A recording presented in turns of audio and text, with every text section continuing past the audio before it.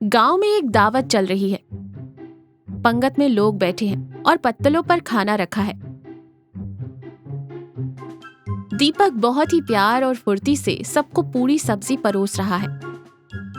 दीपक मुस्कुराते हुए कहता है, अरे रमेश काका, शर्माइए मत, ये लीजिए 2 गर्मा गर्म पूड़ियां और काकी, आपको तो मैं अपने हाथों से मिठाई खिलाऊंगा। काकी प्यार से सिर पर हाथ फेरते हुए कहती है, जीता रहे दीपक बेटा, तू ना होता तो हमारे गांव के इतने काम कौन करता। दिन रात सबकी सेवा में लगा रहता है। भगवान तुझे खूब तरक्की दे। दीपक मन ही मन हंसते हुए कहता है, तरक्की तो मैं आज रात ही करने वाला हूँ काकी, बस आप लोगों का आशीर्वाद चाहिए। दीपक गांव वालों के लिए बहुत अच्छा इंसान है, लेकिन कोई नहीं जानता कि उसकी असली कमाई का जरिया चोरी है। वो अपने गांव में कभी एक सुई नहीं चुराता, लेकिन हाईवे पर वो एक कलाकार है। ढाबे पर कुछ ट्रक खड़े हैं। ढोलू ड्राइवर एक चारपाई पर बैठकर बड़े मजे से दाल मखनी और रोटी खा रहा है। उसकी चाबियां मेज पर रखी हैं। दीपक एक गमछा लपेटे हुए ढाबे पर आता है और ढोलू के पास खड़ा हो जाता है। दीपक घबराए हुए चेहरे का नाटक करते हुए कहता है, अरे भैया, ओ भैया, ये बाहर जो लाल रंग का बड़ा सा पेट्रोल का टैंकर खड़ा है, वो आपका है क्या? ढोलू रोटी चबाते हुए कहता है, हाँ भाई, मेरा ही है। क्यों, क्या हो गया? कोई गाड़ी अड़ा दी क्या किसी ने? दीपक आंखें बड़ी करके कहता है, अरे गाड़ी नहीं अड़ाई भैया, गजब हो गया है। मैं अभी उधर से आ रहा था, मैंने देखा आपके टैंकर के ढक्कन के ऊपर एक बड़ा सा बंदर बैठा है, और सबसे बड़ी बात। ढोलू डरते हुए कहता है, क्या क्या बात है? उस बंदर के एक हाथ में बीड़ी है और दूसरे हाथ में माचिस। वो तीली जलाने की कोशिश कर रहा है भैया। अगर तीली जल गई तो आपका टैंकर तो उड़ेगा ही, ये ढाबा भी सीधे चांद पर जाकर गिरेगा। ढोलू खाना छोड़कर उछल पड़ता है। हे भगवान, मेरी नौकरी, मेरा टैंकर! अरे ढाबे वाले, बाल्टी में पानी ला रे। ढोलू बदहवास होकर टैंकर की तरफ भागता है। दीपक बड़े आराम से मेज पर रखी टैंकर की चाबियां उठाता है, अपनी कॉलर झटकाता है और दूसरी तरफ से जाकर टैंकर स्टार्ट करके वहां से फुर्र हो जाता है। ढोलू बाहर आकर देखता है तो टैंकर गायब है। ढोलू सिर पीट लेता है। अरे मेरा टैंकर! बंदर टैंकर चलाकर ले गया क्या? लुट गया मैं तो।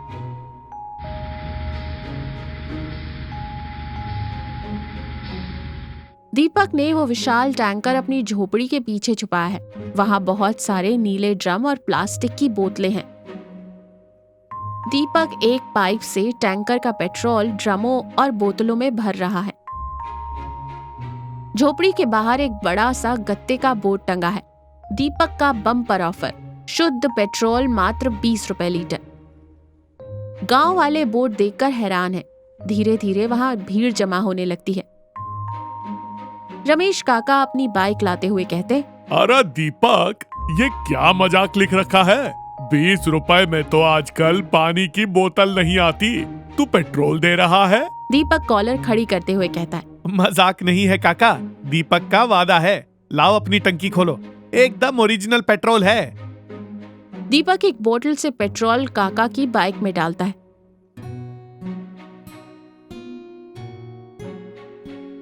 काका बाइक स्टार्ट करते हैं। बाइक एक बार में बुर्र करके स्टार्ट हो जाती है।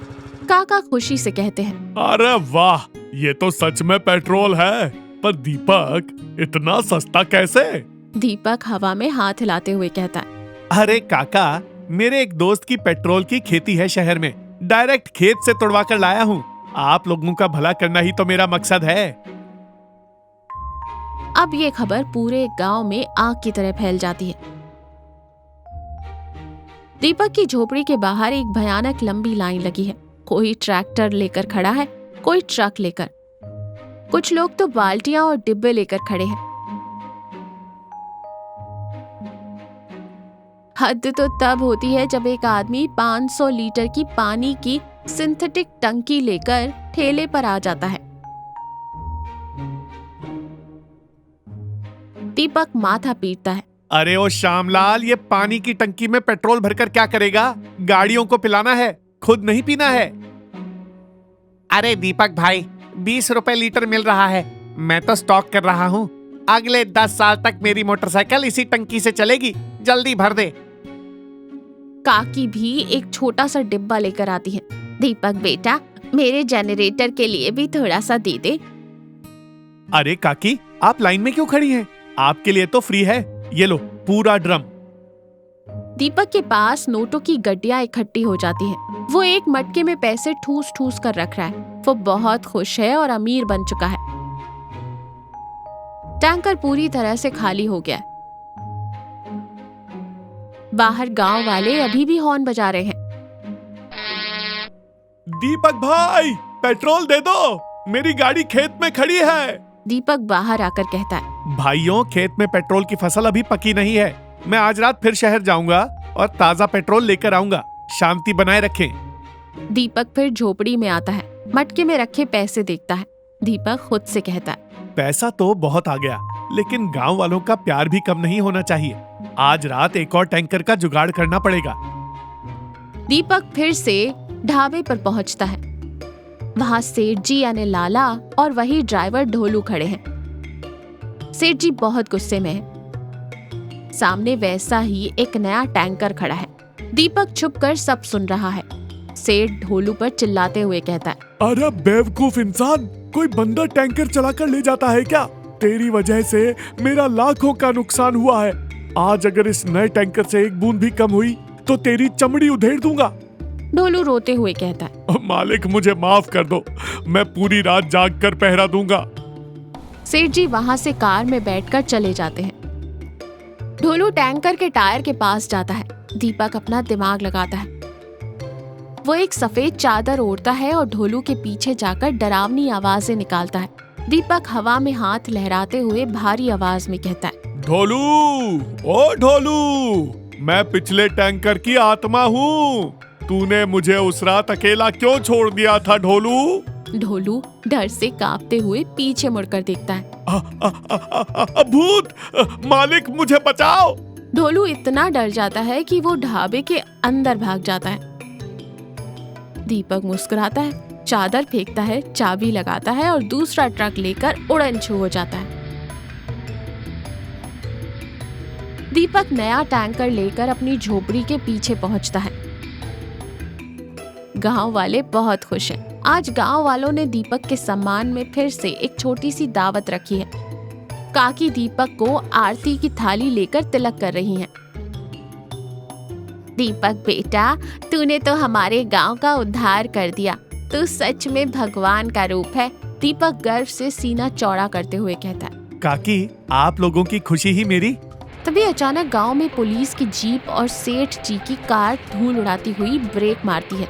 पीछे पीछे ड्राइवर ढोलू भी है। गांव वाले घबरा जाते हैं। पुलिस इंस्पेक्टर और सेठ जी बाहर आते हैं। सेठ जी टैंकर की तरफ इशारा करते हैं। यही है मेरा टैंकर इंस्पेक्टर साहब, और देखो मेरा पहला वाला टैंकर भी यही खड़ा है। इस टैंकर को यहाँ कौन लाया? ढोलू दीपक को पहचानते हुए कहता है, साहब, यही है वो बंदर, मेरा मतलब है यही है वो आदमी। रात को भूत बनकर डरा रहा था और उस दिन बंदर की कहानी सुनाकर मेरा टैंकर ले भागा। गांव वाले सन्न रह जाते हैं। काकी के हाथ से थाली छूट जाती है। इंस्पेक्टर साहब, आपको कोई गलतफहमी हुई है। दीपक तो हमारे गांव का सबसे अच्छा लड़का है। वो भला चोरी क्यों करेगा? सेठ जी हंसते हुए कहते हैं। अच्छा लड़का? इस अच्छे लड़के ने मेरे 2 टैंकर चोरी किए हैं।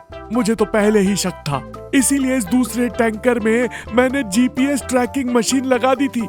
मशीन के सिग्नल का पीछा करते करते हम सीधा यहाँ पहुँच गए। दीपक का सिर शर्म से झुक जाता है। वो कुछ नहीं बोल पाता। काकी भारी कदमों से दीपक के पास आती है। दीपक, क्या ये सच है? तूने जो हमें 20 रुपए में पेट्रोल बेचा वो चोरी का था? तू तो कहता था कि तेरे दोस्त की खेती है। दीपक आंखों में आंसू लिए कहता है, हाँ काकी, ये सच है, मैं चोरी करता हूँ। लेकिन यकीन मानिए, मैंने कभी अपने गांव में किसी का 1 रुपया नहीं चुराया। मैं तो बस आप लोगों की मदद करना चाहता था, आपको सस्ता पेट्रोल देना चाहता था और खुद भी थोड़े पैसे कमाना चाहता था। काकी गहरी सांस लेकर दीपक से कहती है, तू पागल है दीपक। मदद और भलाई के नाम पर तूने जो किया वो पाप है। चोरी का तेल हमारी गाड़ियों को तो चला सकता है बेटा, लेकिन तेरी जिंदगी को नहीं चला सकता। मुझे माफ कर दो काकी। इज्जत मेहनत से कमाई जाती है दीपक, चोरी के पैसों से नहीं। अगर तूने यही 20-20 रुपए मेहनत से कमाए होते तो आज मेरा सिर फक्र से ऊंचा होता। आज तूने पैसों के चक्कर में पूरे गांव की इज्जत मिट्टी में मिला दी। बुराई का रास्ता हमेशा आसान लगता है, लेकिन उसका अंत हमेशा बुरा ही होता है। दीपक पूरी तरह से टूट जाता है। वो दौड़कर अपनी झोपड़ी में जाता है और पैसों से भरा वो मटका लाकर सेठ जी के पैरों में रख देता है। दीपक रोते हुए कहता है, सेठ जी, ये रहे आपके पेट्रोल के सारे पैसे, मुझे माफ कर दीजिए। मैंने बहुत बड़ी गलती की है। ढोलू भैया, मुझे माफ कर दो, मैंने तुम्हारी नौकरी खतरे में डाल दी। सेठ जी थोड़ा शांत होते हैं। पैसे तो तूने लौटा दिए दीपक, लेकिन जो जुर्म तूने किया है उसकी सजा तो तुझे कानून देगा। पर हाँ, जब तू सजा काट कर आएगा तो मेरी कंपनी में आकर ईमानदारी से ट्रक चलाना, मैं तुझे नौकरी दूंगा। चलो दीपक। पुलिस दीपक को जीप में बिठाती है। दीपक जीप की खिड़की से बाहर देखता है। सारे गांव वाले उदास खड़े हैं। दीपक हाथ जोड़कर काकी से माफी मांगता है। काकी अपनी साड़ी के पल्लू से आंसू पोंछती है, लेकिन उनके चेहरे पर एक संतुष्टि भी है कि दीपक को अपनी गलती का एहसास हो गया। जीप गांव से बाहर चली जाती है।